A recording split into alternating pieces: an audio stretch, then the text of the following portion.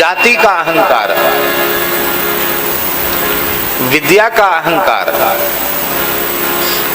महत्व का अहंकार। जातिर्विद्वा विद्या महत्वंच, जाति का अहंकार, विद्या का अहंकार, मैं बहुत बड़ा पंडित हूं, विद्वान हूं, इसका अहंकार। महत्वंच, मैं कोई सामान्य पद पर प्रतिष्ठित नहीं हूं, मैं बहुत उच्च कोटि के लौकिक अथवा आध्यात्मिक जगत के अमुक पद पर मैं प्रतिष्ठित हूं, इसका अहंकार। रूप का अहंकार, मैं बहुत सुंदर हूं, रूपवान हूं। युवावस्था का अहंकार, ये 5 प्रकार के अहंकार पंचैते भक्ति कंटका, ये भक्ति के मार्ग के कांटे हैं। हमारा उत्तम कुल में जन्म हुआ, ये भगवान की कृपा है। ब्राह्मण कुल में जन्म हुआ तो हम अहंकार में भरे रहें, ये उसका फल नहीं है। हम सावधान हो जाएं कि भगवान ने मनुष्य शरीर में भी हमें ऐसा पवित्र शरीर दिया, चरम देह द्विज के में पाई, गोस्वामी जी ने इसको चरम देह का अंतिम शरीर कहा।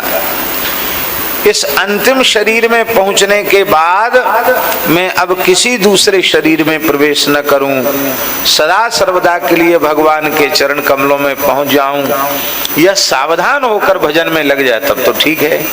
और खाली अहंकार ढो करके घूमे कि मैं ब्राह्मण हूं, ब्राह्मण हूं, ब्राह्मण हूं, फिर भगवान के भक्तों का तिरस्कार करे, भक्ति का तिरस्कार करे, वैष्णवता का तिरस्कार करे, तो यह अत्यंत दोष युक्त है।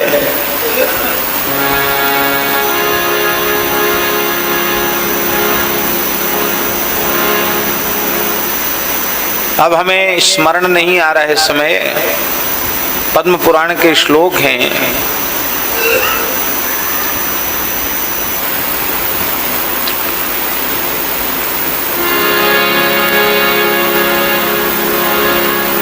उसका आशय है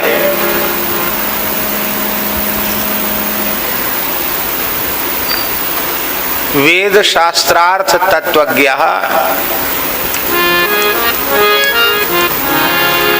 वेद शास्त्र आदि के अर्थ को, रहस्य को, तत्व को जानने वाला,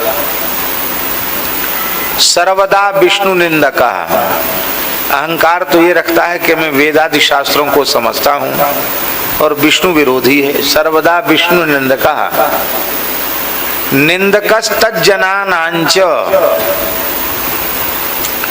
भागवतों का भी निंदक है, संतों का, वैष्णवों का निंदक है। तो पद्म पुराण में भगवान व्यास कह रहे हैं महाचांडाल उच्यते, उस ब्राह्मण को भी महाचांडाल कहना चाहिए। और यहाँ तक आगे लिखते हैं झाजी, आगे यहाँ तक लिखते हैं कि इस प्रकार का जो ब्राह्मण हो, भले ही वेदादि शास्त्रों का उद्भट विद्वान हो, उसको किसी भी ब्रह्म कार्य में नियुक्त नहीं करना चाहिए। अहंकार कितनी बुरी चीज है।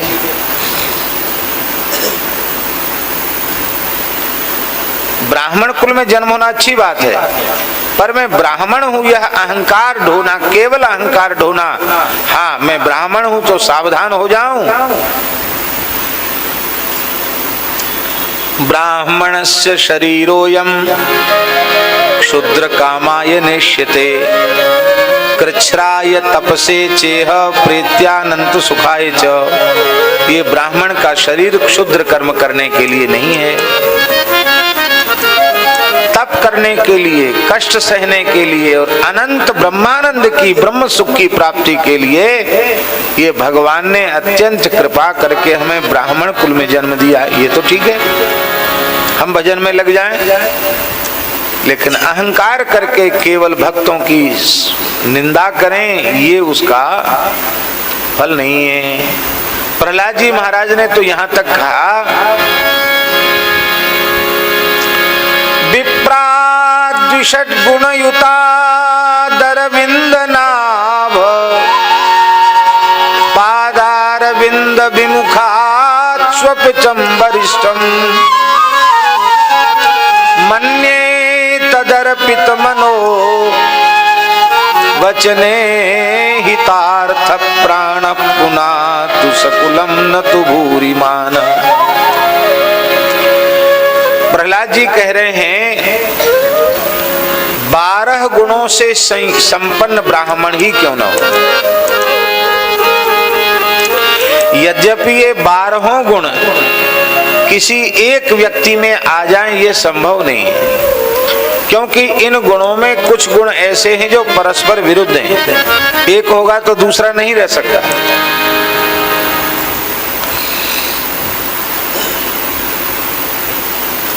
मान लो कथनचित एक ही व्यक्ति में 12 गुण हो एक साथ, किंतु वह भगवान के चरण कमलों की भक्ति से विमुख हो, शून्य हो, तो उस विमुख ब्राह्मण की अपेक्षा तदर्पित मनोवचन, भगवान के चरणों में जिसने अपने मन वाणी शरीर का समर्पण कर दिया है, संपूर्ण समर्पण कर दिया है, ऐसा शरणागत भक्त भले ही वह स्वपच कुल में ही उत्पन्न क्यों ना हुआ हो, चांडाल कुल में ही उत्पन्न क्यों ना हुआ हो, वो स्वपचम वरिष्ठम, प्रहलाद जी कहते हुए स्वपच कुल में उत्पन्न होने वाला भक्त श्रेष्ठ है, क्योंकि वह भगवत शरणागति और समर्पण के बल से अपना भी कल्याण कर लेगा, जिस कुल में जन्म लिया है उस कुल का भी कल्याण कर देगा, लेकिन न तो भूरी माना, केवल जात्यभिमान के कारण जो अहंकार में भरा हुआ है वह ब्राह्मण न अपना कल्याण कर सकेगा न अपने कुल खानदान का कल्याण कर सकेगा।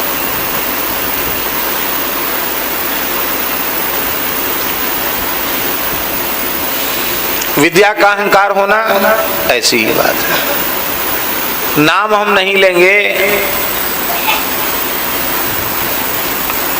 एक ही काल के 2 प्रकांड विद्वान थे, एक ही समय के, दोनों एकदम चोटी के विद्वान थे। किसी बात में मतभेद हो गया, उज्जैन का कुंभ था,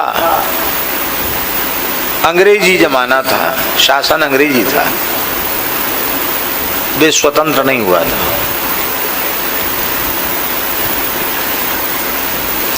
और शास्त्रार्थ का निश्चय हो गया। दूसरे लोग आनंद ले रहे थे कि देखो एक ही सनातन धर्म के 2 बड़े विद्वान लड़ रहे हैं, 2 दल हो गए, बीच में कुछ मध्यस्थ भी थे। दोनों ही बहुत प्रकांड विद्वान थे, इसमें कोई संदेह नहीं। किसी बात को लेकर मतभेद था। एक महात्मा थे उस समय, उनका नाम था श्री अर्जुन दास जी। पढ़े लिखे नहीं थे, पढ़े लिखे नहीं थे, बस 2 अक्षर की पढ़ाई पढ़े थे, राम नाम की पढ़ाई पढ़े थे। बचपन के साधु थे, राम नाम की पढ़ाई पढ़े थे, सिद्ध पुरुष थे, जीवन मुक्त भगवत प्राप्त महापुरुष थे। ऐसे विलक्षण तो योगी थे वे। प्रयाग में जाते तो 3 घंटे 6 घंटे संगम के भीतर डूब जाते और डूब करके ही जप करते थे। इतना बड़ा प्राणायाम सिद्ध था उनको। जल के भीतर 3-3 घंटे 5-5 घंटे तक का प्राणायाम जल के भीतर करते थे। बड़े अच्छे महात्मा थे। एक लंगोटी पर रहते थे, अखंड भस्म धारण करते थे। तो साधुओं ने क्या किया कि कहा महाराज आप सब सर्वमान्य हो, आप मध्यस्थ हो जाओ। अरे बोले हम तो पढ़े लिखे ही नहीं है, इतने बड़े विद्वानों के बीच में हमें मध्यस्थ बना रहे हो। बोले महाराज किसी ने कहा होगा कि आप ही झगड़ा मिटा सकते हैं, आप हो जाओ, आप आ जाना। वहां कुंभ चल रहा था, उनको भी बुला लिया गया। बैठ गए। वो बेचारे महात्मा थे, सीधे थे। एक चौकी पर उनको बिठा दिया। पता नहीं उनके मन में क्या आया, शास्त्रार्थ शुरू होने वाला था और बोले पहले हमारी सुन लो। बोले पहले मेरे राम की सुन लो, बाद में आप लोग जो कुछ करना सो करना। हाँ हमारा सुनाओ सुनाओ, क्या कहना चाहते हो आप। तो उन्होंने कहा कि हमारे मन में एक बात कभी कभी आती थी कि अरे हम तो बचपन में ही साधु बन गए, पढ़े लिखे नहीं, कुछ पढ़ लिख लेते तो अच्छा होता। पर आज बड़ी प्रसन्नता हो रही कि हम पढ़े लिखे नहीं। हम तो सोचते थे कि अनपढ़ गंवार ही लड़ते हैं या पशु आपस में लड़ते हैं, विद्वान भी लड़ते हैं, ये मुझे अब तक पता नहीं था। उसमें सनातन धर्म के बड़े विद्वान लड़ते हैं, ये मुझे कल्पना भी नहीं थी। तो अब राम जी की बड़ी कृपा का अनुभव हो रहा है कि हम पढ़े लिखे नहीं, बहुत अच्छा है। सारा जीवन झगड़े से बच गया, केवल राम राम करते हैं, कोई झगड़ा नहीं, कोई लड़ाई नहीं। और कहते कहते रोने लग गए। बोले बताओ, मेरी छाती तो फट रही है, इतने बड़े विद्वान लड़ने के लिए तैयार हैं, इतने लोगों के बीच में, संतों के बीच में दुनिया तमाशा देख रही है। अरे राम राम क्या होगा, हे भगवान, इससे अच्छा तो हम जीवित ही न रहते, ये दिन देखने के लिए तो अच्छा होता। उनके उस वक्तव्य का ऐसा प्रभाव हुआ कि दोनों विद्वान परस्पर मन में ग्लानि करने लगे कि नहीं, ये तो देखो ये सीधा साधा महात्मा ये ठीक कह रहा है।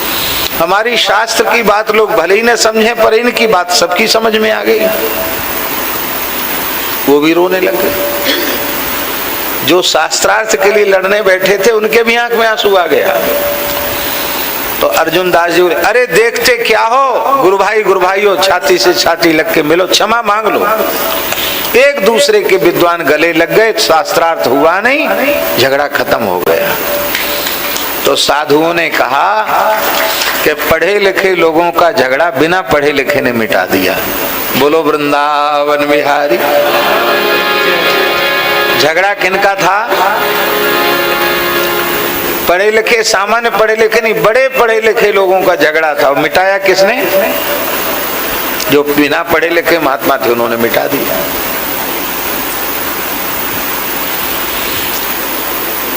आपने सुना विद्या वधु जीवनम, विद्या रूपी वधु का जीवन भगवान नाम है, पढ़ने लिखने का फल है, भगवान के भजन में लग जाना।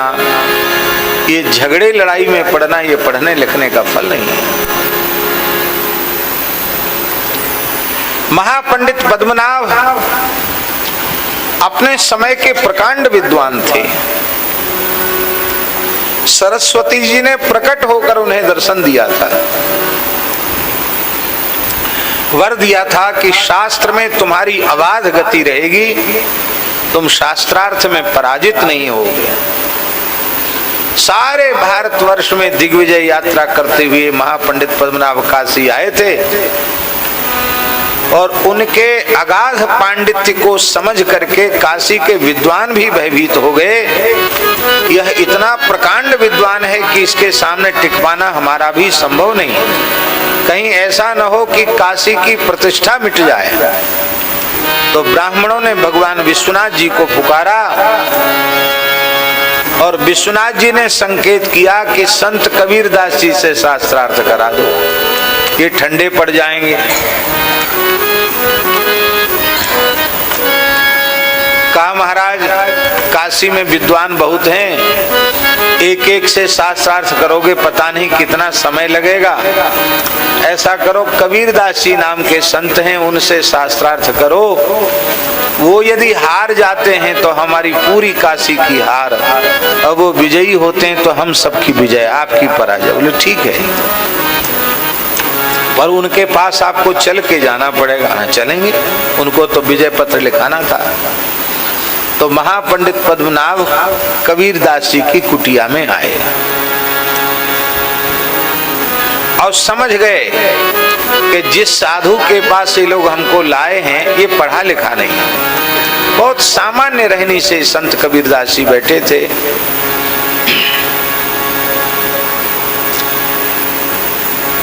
तो कबीरदास जी पंडित जी कहते थे कि कुछ भी पूछो मैं उसका उत्तर दूंगा। और कबीरदास जी कह रहे थे कि कोई प्रश्न हो तब ना उसका समाधान होगा। हमारे जीवन में कोई प्रश्न ही नहीं है, हमारा सारा समाधान हो चुका है, हमको प्रश्न अब है ही नहीं। क्योंकि भिद्यते हृदय ग्रंथि छिद्यन्ते सर्व संशयाः क्षीयन्ते चास्य कर्माणि दृष्ट एवात्मनीश्वरे। भगवत साक्षात्कार होता है तो हृदय की अविद्या की गांठ खुल जाती है, सारे संशय समाप्त हो जाते हैं, संपूर्ण कर्म राशि क्षीण हो जाती है जब आत्म साक्षात्कार होता है, भगवत साक्षात्कार होता है। श्री कबीरदास जी महाराज तो भगवत साक्षात्कार संपन्न तत्वज्ञानी महापुरुष। अरे में कोई प्रश्न ही नहीं, आप पूछिए। पंडित जी को लगता था कि मैं क्यों पूछूं, मैं इतना बड़ा विद्वान है, सामान्य व्यक्ति से क्यों पूछिए, क्या बताएगा मेरे प्रश्न का उत्तर। इसी में समय जा रहा था। अंत में कबीरदास जी ने कहा कि चलो ठीक है, तुम्हारा हट है कि आप पूछो। तो हमें अपने विषय में या अध्यात्म के विषय में तो कोई संदेह नहीं है, हम आपसे आपके विषय में पूछ रहे हैं। क्या कहा? हम आपसे आपके विषय में पूछ रहे हैं। अब पूछो। कहा पढ़ी समुझे या समुझी पढ़े, अहो कहो द्विजराय। हे पंडित राज, आपने पढ़ के समझा कि आपने समझ के पढ़ा?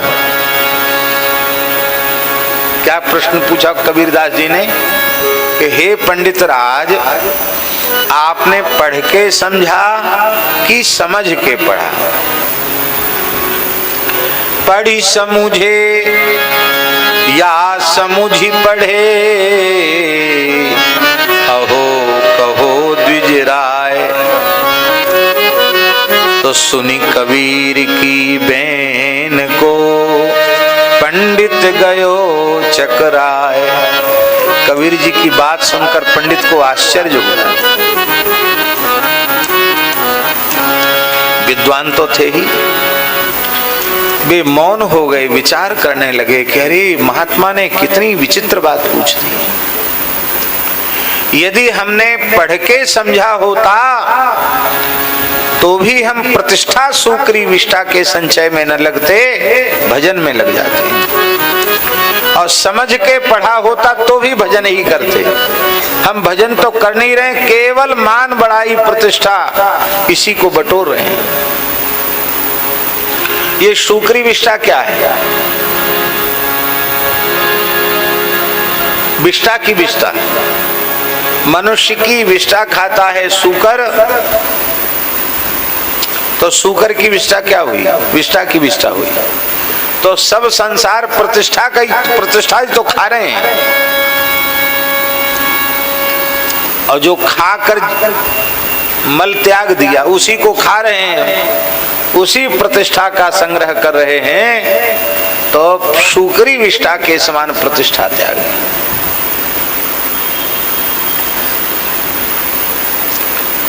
श्रीमन महाप्रभु जी ने अपने पार्षदों को कहा, सन्मानम कलयाति घोर गरलम नीचापमानम सुधा। वृंदावन जाओ, वृंदावन में रहने की पद्धति क्या है?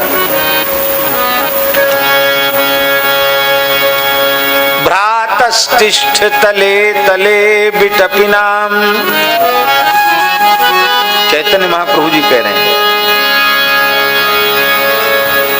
श्री रूप सनातन जी आदि जो आए उनको ये आज्ञा है, भ्रातस्तिष्ठ तले तले बिटपिनाम।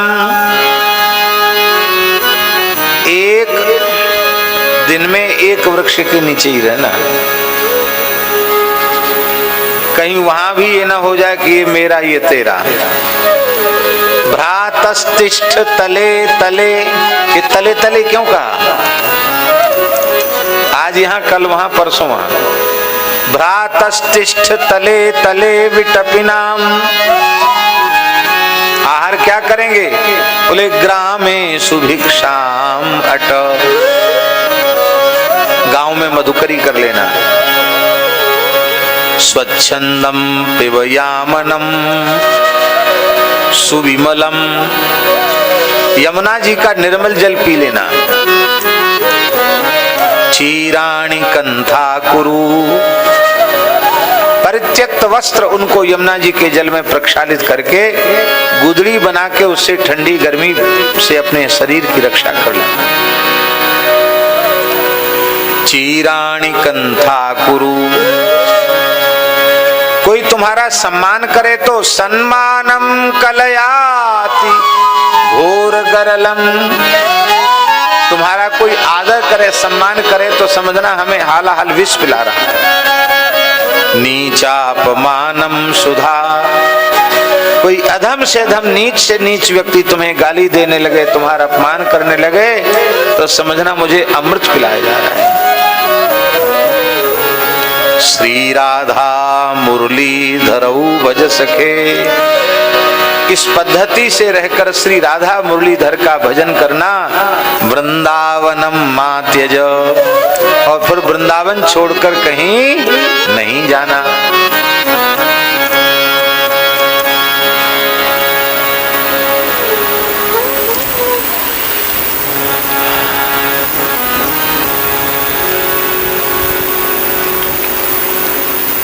समझ में आ गया कि ना हमने पढ़ के समझा ना समझ के पढ़ा,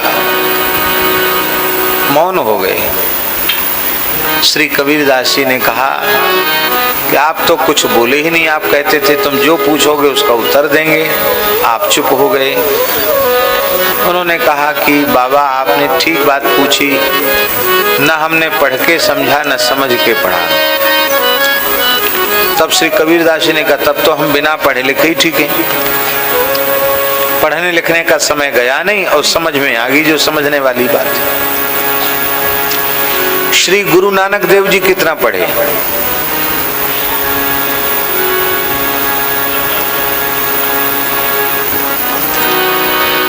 श्री मलुकदास जी के जीवन चरित्र में तो आता है कि 6ठे वर्ष की आयु में उनका विद्यालय में प्रवेश हुआ और गुरुजी ने उनको ककहरा लिखा पाटी पर। ककहरा जानते ना, का खा गा घा, ककहरा लिखा। अब पहले दिन ही प्रवेश था विद्यालय में, 6ठे वर्ष की आयु में विद्यालय में प्रवेश हुआ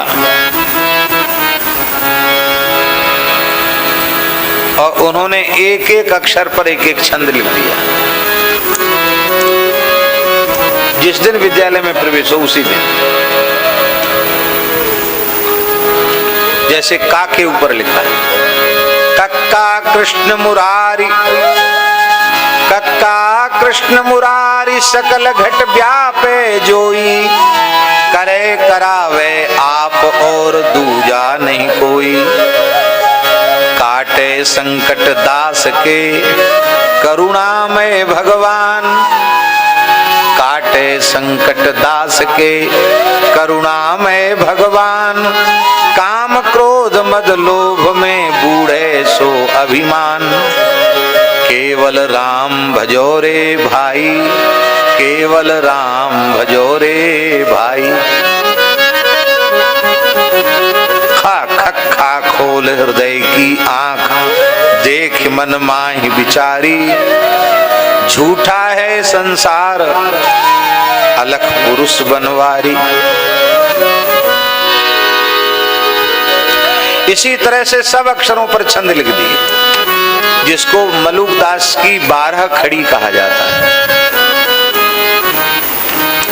सो जो पढ़ाने वाले थे लंबे पड़ गए। उनके चरित्र में तो, प्राचीन चरित्र में तो लिखा है कि उनके पिता को बुलाकर उन्होंने कहा, पढ़ाने वाले ने, कि फकीर औलिया पढ़े पढ़ाए आते, इनको पढ़ने की जरूरत नहीं है, बालक को ले जाओ अपने घर, इसको हम क्या पढ़ाएंगे, ये पढ़ा पढ़ाया है।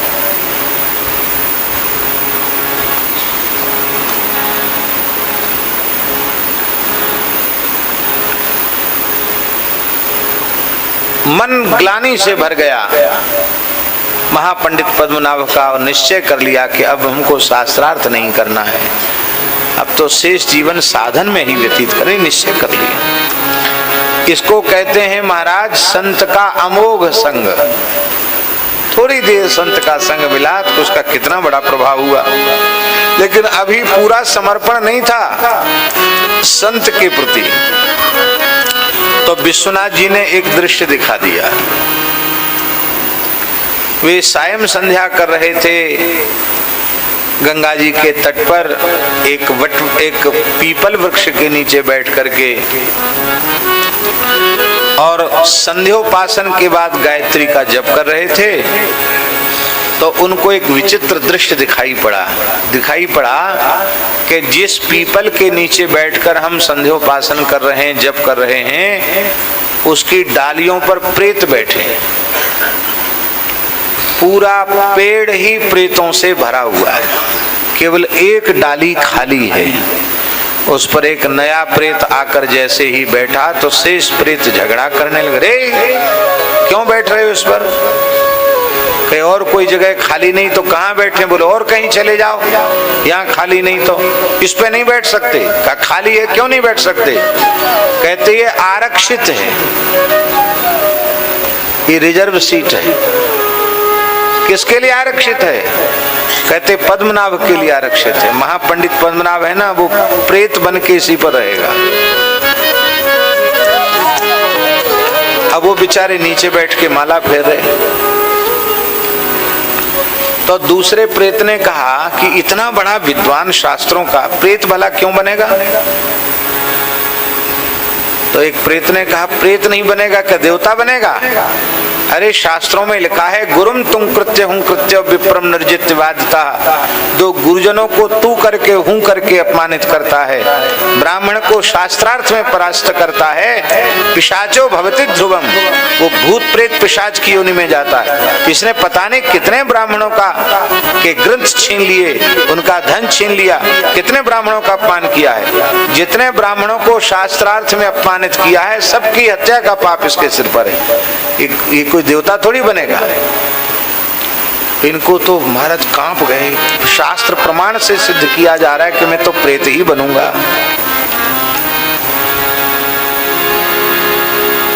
अब देखो ये सब भगवान की लीला है, यथार्थ में कुछ नहीं था, यथार्थ सब भगवान की लीला है।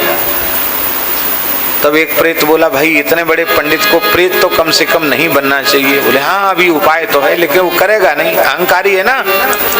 उसके भीतर अपनी जाति का, अपने कुल का, अपनी विद्या का अहंकार इतना ज्यादा है कि वो करेगा नहीं। उपाय तो है।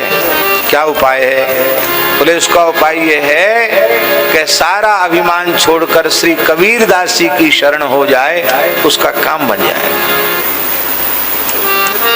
बस अब तो ये भागे वहां से और सीधे श्री कबीरदास जी की कुटिया में पहुंचकर त्राही माम कहकर चरणों में साष्टांग पड़ गए। प्रभु मैं शरण में हूं, मेरा उद्धार कीजिए, मैं आपकी शरण में हूं। श्री कबीरदास जी ने देखा कि हृदय का सच्चा समर्पण है। बोले पहले अपने अहंकार को गंगा जी में बहा के आओ। जाति का, विद्या का, कुल का सब अहंकार गंगा जी में बहा के आओ, तब कुछ तुम्हें बताऊंगा। आप गंगा स्नान करके आए और इस भाव से आए कि मैं एकदम अभी अबोध बालक हूं, अपने अहंकार को समाप्त करके आए और श्री कबीर जी से कहा अब मेरे कल्याण की बात मुझे बताइए। तब श्री कबीरदास जी ने कहा श्री कबीर कृपाते परम तत्व पद्मनाभ पर चोलयो। श्री कबीर कृपाते परम तत्व पद्मनाभ पर चोलयो। नाम महानिधि मंत्र नाम ही सेवा पूत,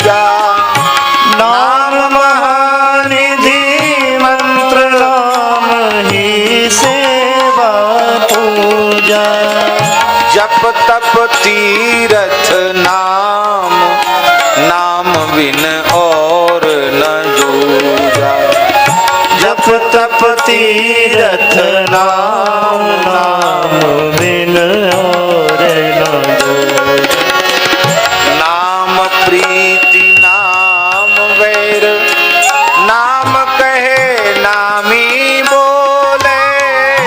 नाम प्रीति नाम वैर, नाम कहे नामी बोले। नाम अजामिल साखी, नाम भव बंधन खोले। नाम अजामिल साखी, नाम भव बंधन खोले। नाम अधिक रघुनाथ ते, राम निकट हनुमत कहो। नाम अधिक रघुनाथ ते, नाम निकट हनुमत कहो। कबीर कृपा ते परम तत्व, पद्मनाभ पर चोदयो। कबीर कृपा ते परम तत्व, पद्मनाभ पर छोड़ो। पद्मनाभ पर छोड़ो। नाम महानिधि, नाम ही सबसे बड़ी संपत्ति है।